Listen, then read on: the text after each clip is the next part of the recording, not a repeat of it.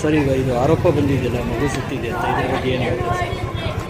ಇವತ್ತು ಒಂದು ವರ್ಷದ ಗಂಡು ಮಗು ಜೋರ್ನಾಡ್ದು ನಮ್ಮ ಆಸ್ಪತ್ರೆಗೆ ಚಿಕಿತ್ಸೆಗೆ ಬಂದಿತ್ತು. ಆ ಸಮಯದಲ್ಲಿ ಡಾಕ್ಟರು ಮಗುನ ಪರೀಕ್ಷೆ ಮಾಡಿ ಮಗು ಆರೋಗ್ಯ ತಪಾಸಣೆ ಮಾಡಿದಾಗ ಅದಕ್ಕೆ ರಕ್ತ ಪರೀಕ್ಷೆ ಬೇಕು ಅನಿಸಿ ರಕ್ತ ಪರೀಕ್ಷೆಯನ್ನು ಬರೆದ್ಬಿಟ್ಟು ಎಕ್ಸ್ರೇ ರಕ್ತ ಪರೀಕ್ಷೆ ಎರಡನ್ನೂ ಬರೆದ್ಬಿಟ್ಟು ಅವರು ಕಳಿಸ್ಕೊಟ್ಟಿದ್ದಾರೆ.